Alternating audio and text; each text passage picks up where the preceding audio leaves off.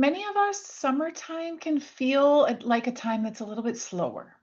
It's a little bit easier to bug out early from the office because everyone else is in a good mood and has a lot of things going. It's a little easier to not work all weekend because a lot of other people aren't working all weekend. But what I realized, it's also a great time to change your habits. Those habits that maybe aren't healthy, the habits that aren't helping you, instead they're actually hindering you. In the spring and in the fall, when we're racing into the year and we're running to the end of the year, it's a lot harder to change those habits. And so for me, it was looking at this slowdown time and saying, what do I need to do to really help my own inner leadership? And that's the piece I want to talk about today because the last few months for me have been about saying no, and it's been about boundaries. And that comes with a lot of guilt. My life had become a daily list of tasks and events and shoulds and things that I needed to do for other people. And it wasn't a list of things that I wanted to do for myself. And for me, it took a health issue to really rock me to my core to say, this just isn't working for me anymore. It's not working to do all of these things for everyone else and not know how to lead myself well inside. So what I did is what I should have done for years is I slowed down. I took more rest. I took days off. I did walks instead of runs. And while I was afraid everything was going to fall apart, the exact opposite thing happened. Everything grew. Everyone stepped towards me. My employees, my family, great business friends, everyone stepped towards my energy when I was rested and relaxed. And what I realized is we build these lives that are supposed to tell us what success means when really the lives that we've built is what keeps us stuck.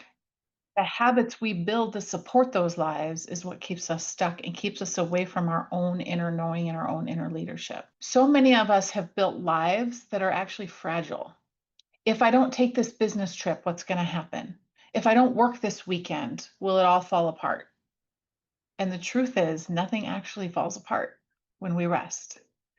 Typically, we get the clarity that we need to be able to do better work when we come back. And these past few months, the biggest thing for me has been realizing that I no longer have anything to prove to anyone else.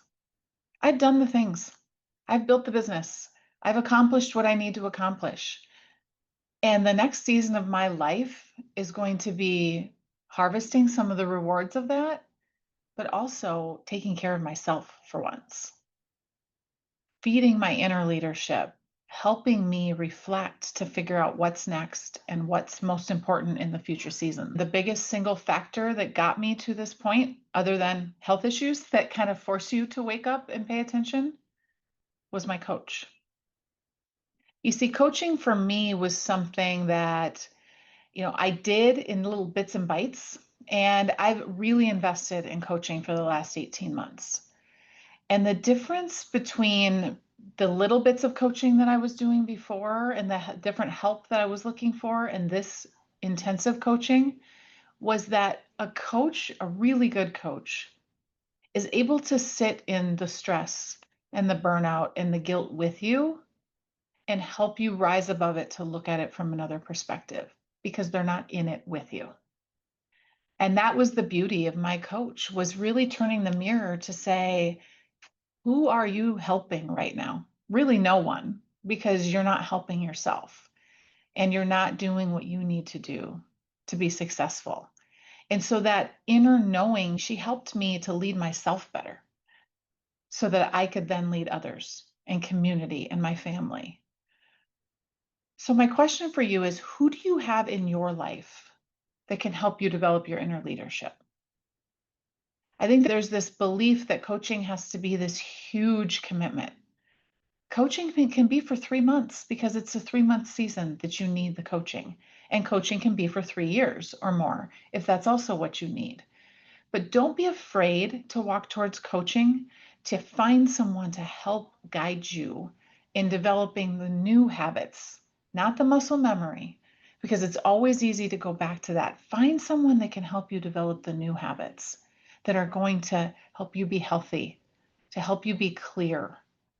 Because I can guarantee you, I am living proof that a good coach gives you 10x the ROI of what you're expecting.